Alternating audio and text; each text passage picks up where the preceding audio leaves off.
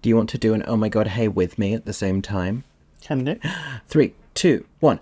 Oh my God, hey! Welcome back to my theatre-themed YouTube channel. My name is Mickey Joe. And I am Aaron James. And today we are going to be discussing what? The Tony Awards, but we're going to predict the winners. Some of the best of this season of Broadway theatre, plays and musicals in New York. Many different shows nominated. It's been a hell of a season. That's probably something we're going to keep saying. And we're not saying who we think should win. We're saying who we think will win. So we are... I mean, we'll probably say both. Well, I'll probably say both. But mainly this is kind of a guessing game of where we think people will go. And there's a difference between those two things. Yeah. But this is an exciting one for us because this year we've seen more of the nominated Broadway shows than ever before. Yeah. Share your thoughts in the comment section down below as well. This time next week, we're going to be watching the Tony Awards, as we did last year, from our flat here in the UK, hopefully with some theatre-loving friends, hopefully with a whole party, because it will be the middle of the night, and you know I'm going to make themed snacks. All of the above. Make sure you're subscribed with the notifications turned on so you don't miss that video. Which category are we going to talk about first, Aaron James? Well, the thing is, the list that I have has the 4 biggies to start with, so we're going to just have to start with the 4 big ones. Just whack them out. We're just going to start easy. So we're going to begin with Best Musical. Holy hell. So the nominees are Hell's Kitchen, Illinois, The Outsiders, Suffs, and Water for Elephant. This is like already the hardest category. It's the hardest category, and this is the one people have been talking about, saying for the longest time, what is the front runner? Is there a front runner? What is the conversation? Are you prepared to say what you think should win? Suffs. There we go. I think Suffs, as I said in my review, which you can watch here on my channel, is the best new musical currently on Broadway. Yeah, it has the strongest match of a book and a score. I feel like there's one show that's done really great campaigning and maybe has the most critical love. There is another show that has a huge amount of fan support behind it. How well they'll play to regional audiences is also a factor, as well as the artistry of the whole and thing. The meaning that it has. I keep coming back to what a crowded year it is, and, you know, where that leaves everyone's headspace. I am prepared to reveal who I think will win Best Musical. Illinois. I think I've just heard it the most. I think we've seen these peaks and troughs of different shows being said as the frontrunner, and for maybe the past month and a half, the only show that I've heard people really say is Hell's Kitchen. And Alicia Keys has campaigned. And the campaigning that Alicia Keys has done, the amount that that show has been front and centre, really, in the past month or so, makes me just think it's probably best to lose. And it's a New York set show, and I feel like after New York didn't hit the mark, I feel like they've been waiting for a show based and set in New York to be like, this is the one. Listen, the regional Tony voters came to town. She was like, you want a private concert? I'll give you a private concert. Just give me that Tony Award. I, however, think it's such a crowded year. So many new musicals, including the ones that didn't even make it into this category, like The Notebook, like Here Lies Love, like other prematurely closed shows, like How to Dance in Ohio. Lempicka. Great shows. A lot of great shows. And I think, you know, with so much noise and so many shows doing a lot of things really well, but not necessarily hitting everything out of the park, although I think this does for what it's worth. I think Illinois, simple, beautiful artistry through dance that, again, was reviewed very well and has been just, like, thoroughly praised. I think that floats to the top for just, like, simple, beautiful, very meaningful storytelling. I argue it is a musical. It is also a contemporary dance piece. So I know not everyone is necessarily content to see it win Best Musical over these other book musicals, but I think it could. So next then, from a category that is very hard to pick to one that I think might be a little bit easier to call, we're going to talk about Best Play. The nominees are Jar Jar's African Hair Braiding, Mary Jane, Mother Play, Prayer for the French Republic, and Stereophonic. I've only seen 2 of them, but I already have an idea for Will and Should. I've seen 3. I guess, but I agree that Will and Should are the same. A 1, 2, 3. Stereophonic. It's Stereophonic. I feel like if there's a show that's going to get a sweep and have a very big, happy ending of this award ceremony, this is going to be the show that you will see in all the headlines. Yeah, as you're about to find out from a review video that is dropping on my channel imminently. I've already filmed it. It's going to be up within a matter of days from when you're seeing this video. I love Stereophonic. We both love Stereophonic. It's hugely acclaimed. It is also the most nominated play in the history of the Tony Awards, and nominated in a bunch of categories that plays can't normally be nominated in, but we'll get to those when we get to those. This one, I think we can comfortably say, is going to Stereophonic. Yeah. Next is Best Revival of a Play. Okay. So we have Appropriate, An Enemy of the People, Pearly Victorious and Non-Confederate Romp Through the Cotton Patch. It's just for free. And we've seen 2 out of 3 of these. 2 of 3. Because we didn't see An Enemy of the People. No. However, one of these is a big Broadway hit this season. I think it deserves to win, and I think it will. And it is called... Appropriate. Or is it? Because is it pronounced appropriate? I'm just saying. I like to come down on the other side of the fence just for the sake of balance. It's more effort to say appropriate. Appropriate. It's like, when it was revealed that Appropriate was going into the revival category, then everybody kind of went, oh, it's sorted. That's best play. That's revival. Hey, I remember back in January when we were in New York, our conversation was like Appropriate or Prayer for the French Republic. Which one did we enjoy more? But they're in completely different categories. So there you go. Then we have Best Revival of a Musical. And the same thing here. I think this is a little bit harder to call. Yeah. So we have Cabaret at the Kit Kat Club, Gutenberg, the musical, Merrily We Roll Along, and The Who's Tommy. I think there's the very clear front runner of Merrily We Roll Along. I'd be really surprised if it didn't win. I think it's between that and Cabaret. Merrily and Cabaret for sure. I think this is the fighting. I just think that like a Sondheim revival not long after his passing, and the fact that this is like this rags to riches story of a flop becoming a hit, and that kind of all that narrative, I think, kind of pulls together. This is the show of the season in many ways. The category is Best Revival of a Musical, and what the heck are we doing if not awarding this kind of revival that takes, like you said, a legendary flop that hasn't been seen on Broadway since, and turning it into the hit of the season, reworking it in just enough small ways to make a production that really succeeds on multiple artistic and commercial fronts. This is like a huge win in reviving a show. But when you consider, I don't know, the makeup of the people voting for the Tonys, is Cabaret more likely to be able to tour? You know, it's going to have a future life. Merrily is a limited run. It is closing shortly after the Tony Awards are going to be broadcast. Cabaret is going to hope to run for many more years because they need to make enough money to pay for the renovation of the August Wilson Theatre to turn it into the Kit Kat Club. I do still think Merrily will win, but I think it's going to be close. I think it'll be close. And I think 100%. The critics are not the Tony voters. No. I also think the Tony nominators are not the Tony voters, but Cabaret did get more Tony nominations than Merrily. Oh, that's very true. Just about. Yeah. I don't know. I think that one's going to be one of the tightest races of the night. Yeah. Next we have Best Book of a Musical. The nominees are Christopher Diaz for Hell's Kitchen, Becca Brunstetter for The Notebook, Adam Rappert and Justin Levine for The Outsiders, Shayna Taub for Suffs, and Rick Ellis for Water for Elephants. I know who I think should win. Will win is tricky. And I think it's going to go in one of two directions. I will say that Shayna should win for Suffs. Yes, I agree. I think that's a great book. I could see a musical getting Best Musical and a different musical getting both book and score. Sure. And that's the divide. So I could see, in my head, Hell's Kitchen getting Best Musical, but then Shayna Taub getting both book and score. There's a fear I have that either The Outsiders or Hell's Kitchen will take book.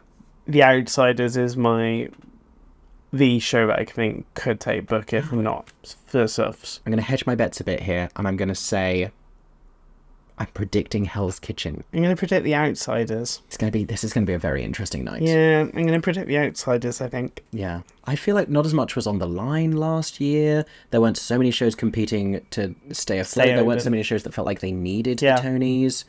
And, you know, there weren't so many ways that people could see it going. Like, a lot of them felt more like foregone conclusions. Next up, and this is very interesting, we have Best Original Score, Music and/or Lyrics written for the theatre. The nominees are Adam Gettle for Days of Wine and Roses, David Byrne and Fatboy Slim for Here Lies Love, Jamestown Revival, Jonathan Clay and Zach Chance, and Justin Levine for The Outsiders, Will Butler for Stereophonic, and Shayna Taub for Suffs. The talk of the town is that everybody hopes that Stereophonic will take it. There's a lot of love for Stereophonic. And I think people love novelty. And to see a play have enough original music to get nominated in this category, and have enough really great original music. And it doesn't happen that often for the Tonys. I mean, in the UK with the Oliviers, this has happened a lot. Like, we've had a lot of plays get into a music category. And it stands out in the category to voters, I think, for that reason. They see it and they go, ooh. So at the very least, I think it's going to get a lot of consideration. And people want Stereophonic to sweep. So People love a sweep. the only outlier in my mind is Shane Tao for Suffs. I love the score for Suffs, but it's not... And none of these are really shows where you come away going like, oh my god, that score and those songs and that music. That's not what these shows are this year. I think when I listen to the Stereophonic recording, I'm like, give it the Tony right now. I'm ready to hand engrave it myself. I have no skills in engraving it, but I'm willing to give it a go. And then when I think about the show, not all of that music even appears within the show, and not in the way that you hear it on the recording, because you hear them recording it in isolation. You hear them recording small sections of it over and over and over again. So how much of a Tony can you get for a lot of work that's not even featured in the thing, but work that had to be done in order for the bits to exist? It's tricky. It's difficult to know how much just the way that the buzz convinces people to vote, because... Am I over-intellectualizing it? I think so, because I don't think the voters, compared to the nominators, go that depth into its merit as much. I wish that maybe that was the case, but I think also it's just a case of which show is getting the hype, which show is the show, and sometimes people do it in a flock mentality of, we don't want to be the one that caused that show not to get it. We've seen those years when that's happened before. We're going with Stereophonic, both of us. So the next category is Best Scenic Design of a Play. We have dots for Appropriate, dots for An Enemy of the People, Derek McLean for Pelly Victorious and Non-Confederate Romp Through the Cotton Patch, David Zinn for Jar Jar's African Hair Braiding, and David Zinn for Stereophonic. It's Derek, David, and Dots. Do you know what this is a great year for? It's a great year for, like, the late stage set design revelation. Yeah. Where it spends, like, 80% of the play being like, oh, I'm just this, and then the end's like, I'm also this. You know what? Not even 80%. 95% of the play. It's like, this is as far as I'm going to go as a set, and then at the last minute, it does a... For two of them. Does a fat ham. I know, but those are the two that are standing out in my head. Appropriate had the tree. It did. The tree is a moment. The tree is a factor. We must consider the tree. I mean, there's a lot that the Stereophonic set has to do, and while I was talking about it, I talked myself into getting really excited about the way that the set positions us as flies on the wall of the recording booth with the sound engineers as, like, flies on the wall within that to the recording studio. I don't know the correct terminology for different parts of a recording studio, I'm so sorry, but I think it's very clever, and I think Stereophonic probably has enough momentum to take a lot of categories like this, where they're like, you know what, we love Stereophonic, so give it set design as well. If I'm saying what I think should win... The Pelly Victorious set was very good as well. It might be Pelly Victorious, or, you know, it might be Stereophonic, because I loved that set. Also, screw it, Stereophonic should and will. Points for Stereo, you're going to hit, listen, a lot of love from me for Stereophonic, both today and on Tony night. I agree. I'm a fan. Yep, I agree. I'm the same. Next up, Best Scenic Design of a Musical, of which the nominees are AMP, featuring Tatiana Kavigian for The Outsiders, Robert Brill and Peter Negrini for Hell's Kitchen, Takeshi Kata for Water for Elephants, David Corrins for Here Lies Love, Ricardo Hernandez and Peter Negrini for Lempicka, Tim Hatley and Finn Ross for Back to the Future, the musical, and Tom Scott for Cabaret at the Kit Kat Club. 7 nominees. Yep, and I feel like it's between the two immersive rebuilding shows, because that is the moment of this year. I think the set design has been like redoing a whole theatre for this show. Yeah. And then when looking at those two shows, one is closed, one is currently open, and I feel like this is Cabaret's. Even just how you enter the theatre, that's not a thing that people thought could happen on Broadway. Yeah. The bars, the completely redoing that theatre when you go in. I love what they do with Here Lies Love, but if you think about what they did with the bar areas, etc. with Here Lies Love, it was nothing in comparison to what Cabaret has done. That is very true. I mean, I think they had there was a different brief. Yeah. But, with all the love in the world to my man David Corrins for Here Lies Love, because I think the actual playing space I enjoyed probably more than the Cabaret. Yeah, it is phenomenal. It was phenomenal. Auditorium, but the design on Cabaret, I love and have always loved, and I think, and we've said this before, but the bar areas and everything before you get into the auditorium, Cabaret is even better on Broadway than it is in the West End. So I'm prepared to say should win and will win. Yep. Tom Scott, Cabaret at the Kit Kat Club. Yeah. Next we have Best Costume Design of a Play. Didi Aite for Appropriate. Didi Aite for Jar Jar's African Hair Braiding. And the Chakatash for Stereophonic.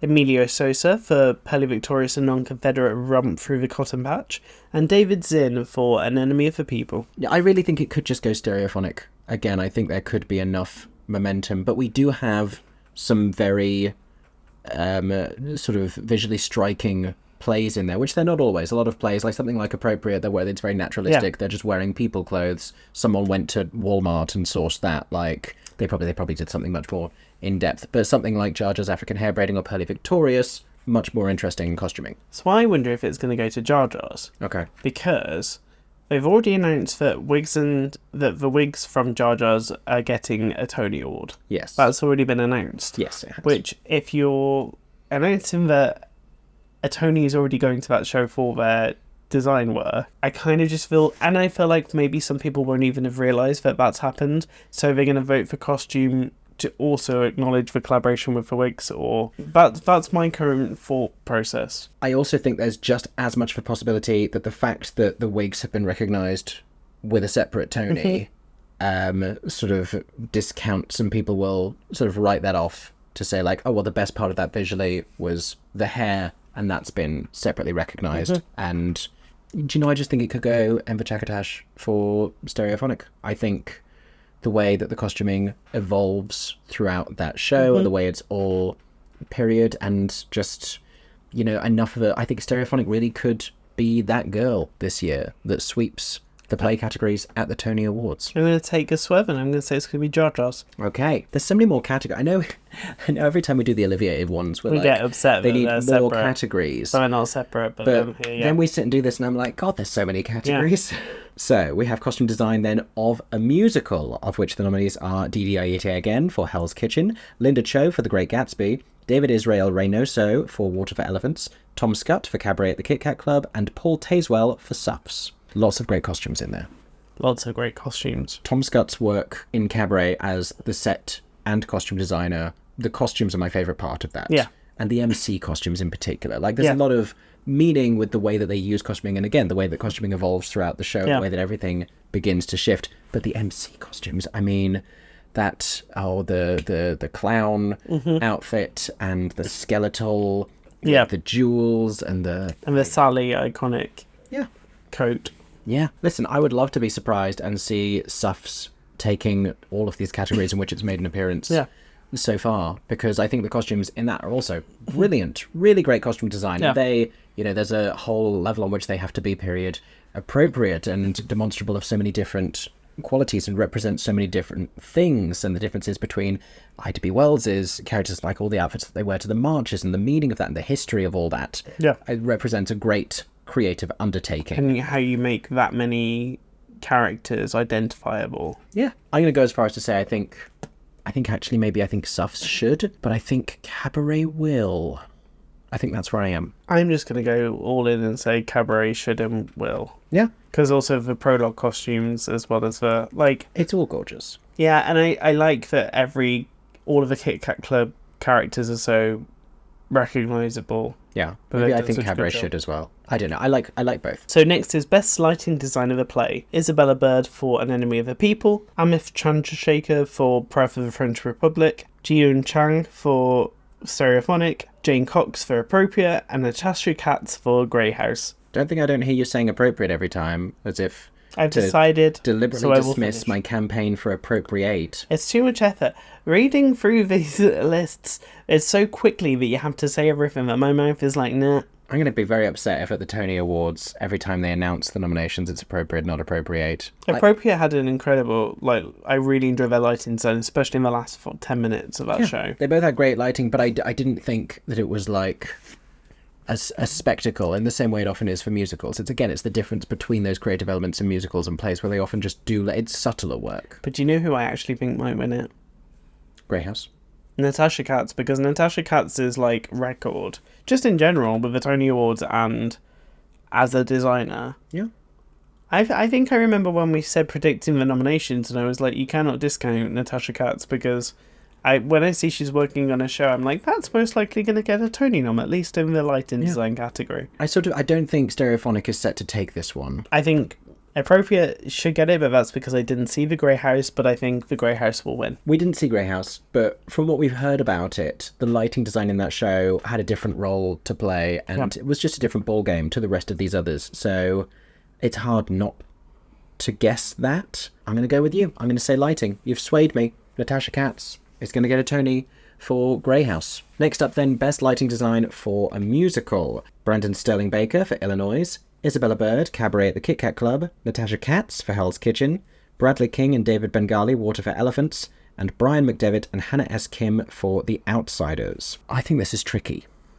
Yeah, because in some ways I could say Cabaret, because how they've done the lighting for that, like, it's a completely re-rigging of set, re-rigging, like, because of a new set layout, and, like, I paid attention so much more to the lighting than I think I've done before, because I forgot that there's lighting in the stage itself, surrounding the central stage, and I was like, oh, that's really pretty. I do think Illinois has beautiful lighting design. It does. It has a beautiful lighting design. But I also think that The Outsiders is going to be a real force here, because where I remember not being struck by the book, sorry about it, I do remember very impactful lighting design.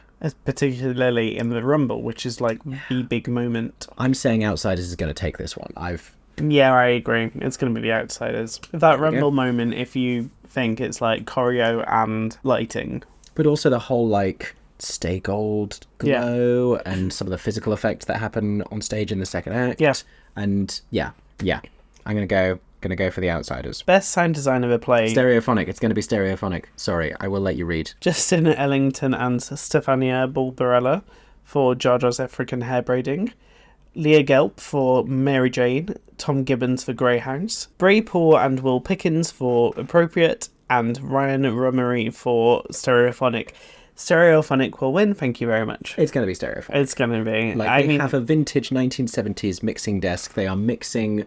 during the show live. Any play that features music, I think, has a strong claim to sound design, because there are more moving parts, which is a big part of why it's so ridiculous that sound design for plays and musicals is one category in the UK. And then moving between different types of mic styles. Yeah. Like, you're going from a kind of natural, not really utilising mics on heads, but using like the pickup mics, but then going round and then using the mics in the booth and to make it sound different from the states that they're in. Yeah, like we're hearing them through through a soundproof barrier, and then... But also, it is not just a play that involves music, it is a play about sound editing. Yeah, literally, about mixing and how to, and you're recording an album. There is no way Stereophonic does not take this Tony Award. Next Sunday... I would be shocked. Of course, we also have Best Sound Design of a Musical, of which the nominees are ML Dog and Cody Spencer for Here Lies Love, Kai Harada for Merrily We Roll Along, Nick Lidster for Autograph, Cabaret at the Kit Kat Club, Gareth Owen, Hell's Kitchen, and Cody Spencer for The Outsiders. I can tell you my should is Here Lies Love. I thought the sound was great. Experiencing it from both the mezzanine and the immersive dance floor, I thought the sound was great. And you know what I think will win? Gareth Owen for Hell's Kitchen. I agree. Because it would also be giving him the award to say, also well done for your two other shows that season, Who's Tommy and Back to the Future. Yeah. And kind of one of the best things I think about two of those shows is the sound design. Oh, yeah. And same with Hell's Kitchen. I am surprised that Tommy isn't on this. Yeah, he has such a great ability to work with those more electronic sounds and that the newer styles of music. He does great work in musical theatre. So I kind of feel like it's saying you are kind of you're moving sound design forward in such a way, especially in commercial musical theatre. You deserve this award. Yeah, sure.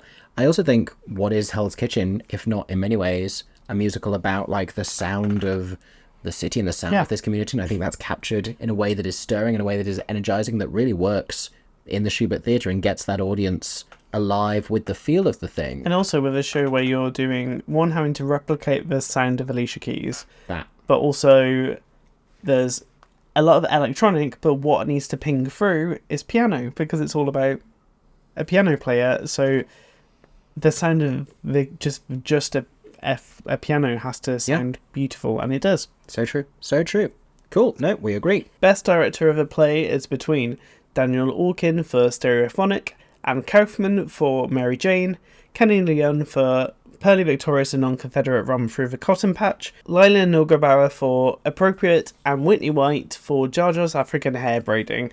And I think it's safe to say, given our conviction for Best Play, that play's director, Daniel Orkin, for Stereophonic, is also going to win Best Director. I'd be shocked if it goes a different way. I feel like sometimes there's a split where it's like it's the best, you want it to get the best play, but then director, there's like somebody you should go to. The only thing I could see is whether it be best play goes to Stereophonic and director goes to Appropriate. This is the other thing that's just entered my head, because the way that they balance like tension and comedy in Appropriate, and I mean just that entire thing is also masterful and shocking. And I had not been to a show where the audience so audibly react to moments, and the reason the writing is so good, the writing's incredible, but what I think elevates that is the direction of saying, this is how we reveal it, this is how you need to say this line. Perfectly paced. Yes. It is impeccably paced. You feel trapped in a horrifying family argument that you are fascinated by, like a car crash, but you cannot physically escape from. And the punchlines that just keep coming, and then the reveal, like things that come running down the stairs.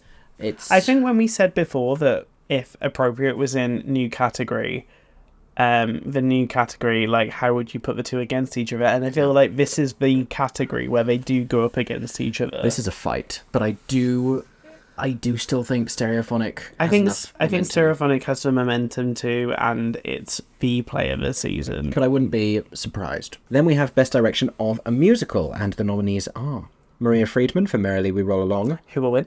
Okay, Michael Grieve for Hell's Kitchen, Lee Silverman for Suffs, Jessica Stone for Water for Elephants, and Danya Tamor for The Outsiders. And I do agree with you, actually, having got to the end of that list. If this was new musical, I would have think it would have gone to Jessica Stone for Water for Elephants. I think that's one of the strongest things about Water for Elephants is the direction. I actually think it could go to Danya Tamor for The Outsiders. Interesting. Well, if it wasn't going to go to Maria Friedman. Yeah. That is, I think. But I feel like it has to be Maria Friedman. This show became a hit in the UK first, and it's because of one consistent person who is the visionary of it, and that's Maria Friedman. Cabaret has been nominated for its aesthetic choices, for its design elements, but not for its direction. Yeah. Merrily did not get those design nominations, but it did get nominated for direction. And I think that is because Maria Friedman's direction is chiefly among this brilliant, and partially overlooked, actually, creative team. But I do think she's going to win on her first directing nomination on Broadway, so that's exciting. Yeah. So for choreography, we have Annie B. Parson for Here Lies Love, Camille A. Brown for Hell's Kitchen, Rick Cooperman and Jeff Cooperman for The Outsiders, Justin Peck for Illinois, and Jesse Robbins, Shana Carroll for Water for Elephants. With Water for Elephants, that includes the circus choreography, but they've been nominated for both dance and circ. Which I think, if I could just see the nominees, I mean, don't count out Camille A. Brown for Hell's Kitchen, but I do think that Illinois, The Outsiders, and then Water for Elephants in light of the circus stuff are probably the front runners here. I agree. It's interesting that Illinois hasn't just by default won this category in some of the other awards that we've seen. I think for me it's because The Outsiders has the Rumble, and that is just where choreography is the standout moment of it. It is. And fight choreography. It's an incredible moment of this Broadway season. It's one of the standout moments, I think, of this Broadway season is that sequence. And Illinois, the whole thing is choreography. The language of the storytelling language of that show is dance. I'm going to go Rogue, and I think it's going to go to The Outsiders. You think The Outsiders is going to win? I agree.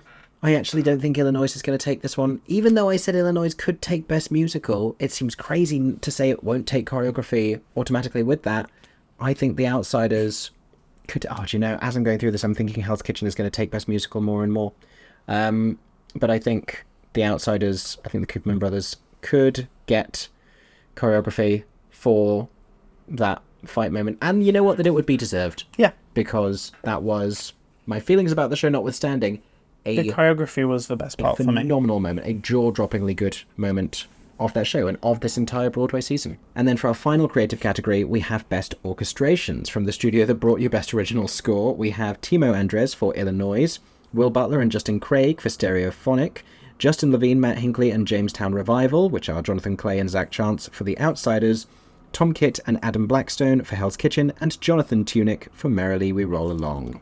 In my head, I'm like, I could see the people going, we'll give Stereophonic this one because we want to give a musical score. You know, the orchestrations in Stereophonic are finite. There's only as many instruments as there are, and everything is just on a bigger scale, I guess. I don't know. And then, again, there's this whole question about how much of it is actually performed within the context of the show. I also think everything we said about why the music in Hell's Kitchen works as well as it does could be a motivator for them winning orchestrations. Yeah, and Alicia Keys isn't eligible for Best Score. Yeah. 1, 2, 3... Merrily We Roll Along? I don't know that I'm even convinced by myself. I'm not convinced. It's like, I can see... Orchestration's the hardest category to guess. I could see anybody get this, because I could see Hell's Kitchen getting it, because if I was this close to saying Hell's Kitchen. Because the thing with that is, a Hell's Kitchen sweep, I don't see... Like, I would kind of be amazed in some of the categories, because they're going against revivals. Do you know what I ended up saying, one? Merrily? Because we all get to bask in it in that overture moment. There's an extended amount of time sitting listening to that going, God, these are great orchestrations. Maybe I'm saying Merrily should. I don't know if I think it will. Hell's Kitchen will. Okay. Because Alicia Keys can't get an original score nom, because it's largely non-original. So there's a couple of original songs, if you didn't know, but it's largely not an original score. I'm just going to stay with Stereophonic. I've said it now. It's not a bad guess. Now we're on to the acting categories. Best performance by an actor in a leading role in a play. The nominees are William Jackson Harper for Uncle Vanya, Leslie Odom Jr. for Pearly Victorious and Non-Confederate Run Through the Cotton Patch, Liev Schreiber for Doubt a Parable, Jeremy Strong for An Enemy of the People, and Michael Stuhlbarg for Patriots. I actually realised that with this category, I just thought, I can see Leslie Odom Jr. getting it after we saw Pearly Victorious, and I've just stayed with that. Yeah, I've not really changed. Like, William Jackson Harper was my favourite part of that show. I enjoyed him in the context of Uncle Vanya, yeah. But I didn't feel like, that's like a leading performance I'm gonna... I didn't think I was watching a Tony-winning performance. And I think there was also a little bit of conversation about, like, is he leading? Is he featured? But I think that was my thing with it. It didn't feel like, it's a lead. Leading. If someone's on the fence and they fall into featured, that's great. That's great for them because it means they have a really juicy featured part. If they're on the fence and they fall into leading, it means they have a leading part that doesn't feel like the lead, and that's not really to their advantage. In a leading category, Michael Stuhlbarg for Patriots, I heard good things about him, but the play has not really caught. Jeremy Strong is probably one of, like, that as kind of being the big revolver that's been on. I think it's between Jeremy Strong and Leslie Odom Jr. I agree. But I think with the PBS screening of Pearly Victorious, and I think if it's going to win an award, I think that's the award. I think it's Leslie Odom Jr. for me. I'm thinking Jeremy Strong. Okay. From leading actors to leading actresses in a play, then, we have Betsy Adam for Prayer for the French Republic, Jessica Lange for Mother Play, Rachel McAdams for Mary Jane, Sarah Paulson for Appropriate, Amy Ryan for Doubt a Parable. Starry category. Yeah, and I feel it's between Jessica Lange and Sarah Paulson. It's an American Horror Story off. I mean, you saw both. I only saw Sarah Paulson. I did. Jessica Lange was brilliant in Mother Play, but giving you everything you expect from a Jessica Lange performance that we've seen on screen, that others have seen on stage. I mean, Appropriate did 2 runs. It had to transfer to the Belasco because it was doing so well. Sarah Paulson. And the person that you hear about constantly with that show is Sarah Paulson. Yeah. Not just because, it's Sarah Paulson in a play, and people are like, that's amazing. It's also, she's extremely good in a play. Yeah, I think so. Yeah, I think this is going to be Sarah Paulson in Appropriate. So next we have Best Performance by an Actor in a Leading Role in a Musical. It is between Brody Grant for The Outsiders, Jonathan Groff for Merrily We Roll Along, Dorian Harewood for The Notebook, Brian Darcy James for Days of Wine and Roses, and Eddie Redmayne for Cabaret at the Kit Kat Club. This is a tricky one, and I think it's Eddie Redmayne versus Jonathan Groff. I think it's going to be Jonathan Groff. I think we might see all 3 from Merrily We Roll Along win. We spent a good 6 months thinking that was what was going to happen. Yeah, it'd be the trifecta, that one won't be left behind, they'll all get it. Yeah, and they've done, a brilliant press campaign of really making sure that those performances and those 3 stay in your mind. I also think I don't know. Jonathan, in some ways, I think he does, and I said it in my review, brilliant work in Merrily We Roll Along, in what is a challenging role, a bit of a thankless role, and the least showy, maybe, out of the three of them in terms of the material that he gets, because the likes of Growing Up as a Song and Nothing stood next to Franklin Shepherd Inc. and Like It Was and Not a Day Goes By, Reprise, and Now You Know, and the brilliant songs that Lindsay and Dan get as Mary and Charlie. But the MC in Cabaret is a very showy role. Yeah. And Eddie Redmayne, just that little moment. Did you see the clip of him on Jimmy Fallon teaching him how to do Willkommen and showing him his characterization and just getting that insight into like the transformation of his performance? I still think he should. Sorry to that man, aka Jonathan Groff. I do still think that Eddie Redmayne should take this one. It was not a universally beloved performance. Yeah, I agree. I by the agree American that critics. on should.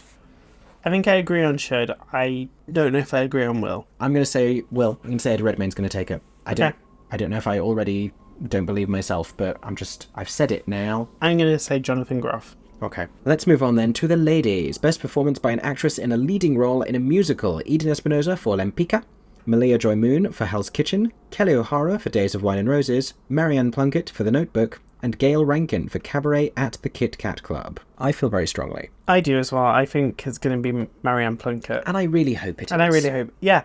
She does an amazing... She gives such an amazing performance. And I feel like The Notebook isn't that represented in the nominations. So the focus for their campaign has been around the two leading roles. Yeah. Marianne has won a Tony Award before, a long time ago, for the Deal Find Us All Doing the Lambeth Walk. Hey!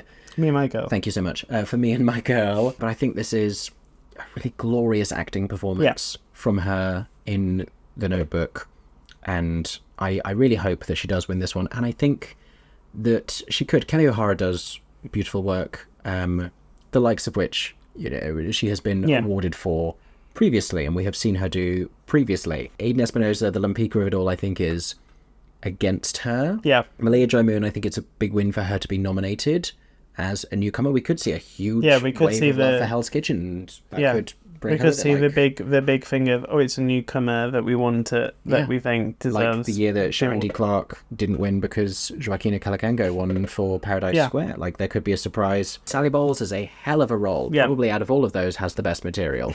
So it's hard, but I do still think Marianne Plunkett, again, when it's noise, sometimes just simple and really great can win the day. Best performance by an actor in a featured role in a play. It's between Will Brill for Stereophonic, Eli Gelb for Stereophonic, Jim Parsons for Mother Play, Tom Pasinka for Stereophonic, and Corey Stoll for Appropriate. I'm going to get mathematical on you for a second now, because there are 3 actors out of 5 in this category nominated for the same show. So even if there is a tidal wave of love for that show, it's going to be split 3 ways. Yeah, you need more than 60% of the voters to vote for Stereophonic, because the vote could theoretically be split 3 ways between those great performances. Like, those are all really great actors in those roles in Stereophonic. I think Will Brill is the one I would vote for, but I've heard different things from other people. I don't know, because I kind of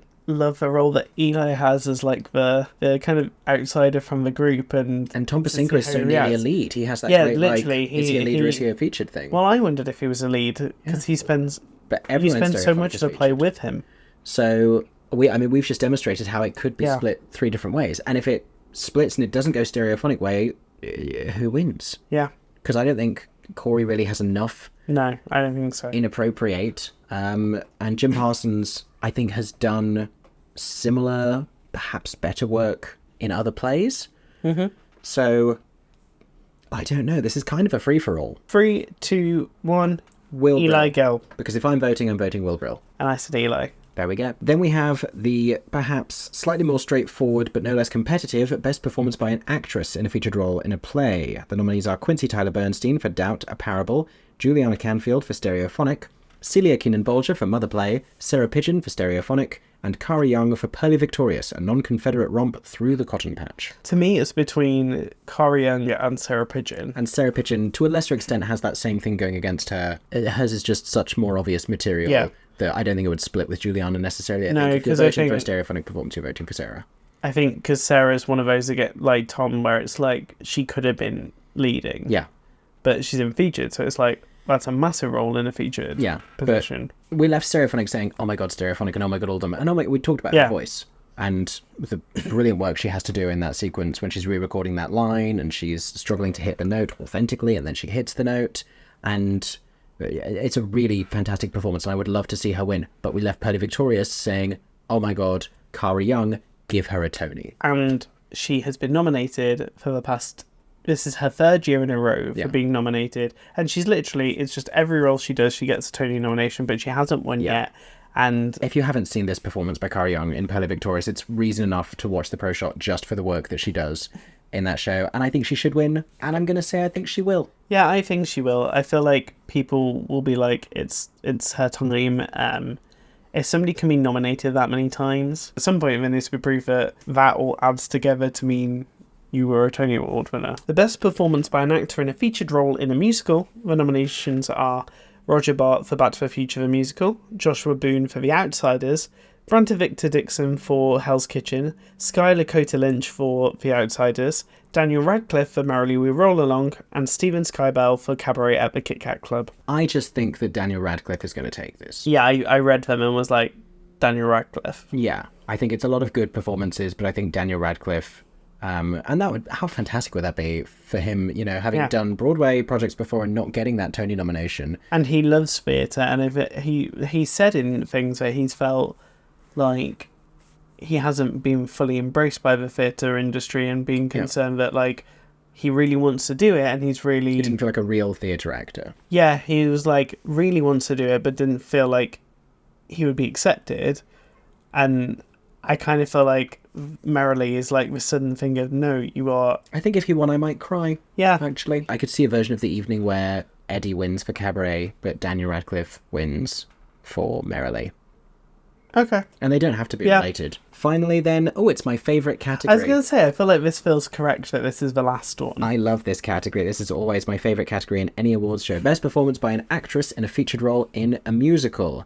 And there are 7 nominees. And they are Shoshana Bean for Hell's Kitchen, Amber Iman for Lempicka, Nikki M. James for Suffs, Leslie Rodriguez-Kritzer for Monty Python's Spamalot, Keisha Lewis for Hell's Kitchen, Lindsay Mendez for Merrily We Roll Along, and BB Newworth for Cabaret at the Kit Kat Club. So I think it's between the final 3. Well, I have heard people predicting wins for every single one of these. Wow. I have heard people saying, I think they're going to take it. And I'm going to say, having seen all of these performances... Yeah, we have. Any of them could. Yeah, I agree. They are all incredible. And I don't think that about any other category at this year's Tony Awards. There's no other category where I'm like, they all deserve a Tony. These ladies all deserve a Tony. Yeah. Like, Nikki M. James deserves a Tony. Amber Iman deserves a Tony. Yeah. I wouldn't be shocked to see any of them walking onto that stage. Shoshana or Keisha or Leslie or Lindsay or BB. But I think for a good 6 months we were saying, Lindsay Mendez. Well, I feel like that's been, like, if there was one of the trio that everybody said is going to get a Tony the most, it was Lindsay. And that was even when she was in leading. Yeah. So then when it came down to them being featured, it kind of became like a slam dunk. But then we saw BB in Cabaret. And BB's so beloved by the theatre industry. And it's a heartbreakingly vulnerable performance. It's an incredible acting performance. And she's probably one of the things that everybody has agreed on as well. And Fraulein Schneider is great material that often wins awards. Yeah. So I do think it's BB versus Lindsay, and I think I'm not willing to say should in this category. No, it is too hard. Yeah. Because they were all terrific. If there was one my heart wants to see on that stage, it's actually Nikki M. James. Mm-hmm. Because of all of the performances this season, I was like, better get a nomination. But I'm going to do it on 3. Are you ready? Mm-hmm. Who will take that Tony? Visualize it. Look into the future. What do you see? 1, 2, 3. Lindsay Mendez. Division. Discord on our final prediction. Now, when we did this for the Oliviers, we went back and we counted how many we agreed on and how many we disagreed We on. have disagreed on more, I think, than agreed. I think there's too many to count. Yeah, I Maybe think I'll we've put a disagreed. stat up here. I think we have disagreed a lot more on this one. And I think it's because there's just so many shows. So a lot's changed when you think now where we are. Yeah, but this time, next week, we will still be waiting for the Tony Awards to start, because they're going to start in the middle of the night, because we're watching from the UK. There will be a vlog about it, but as part of that video, we will be keeping a tally of which of us more closely predicted the Tonys. Do you feel confident in your guesses? No. Not even a little bit.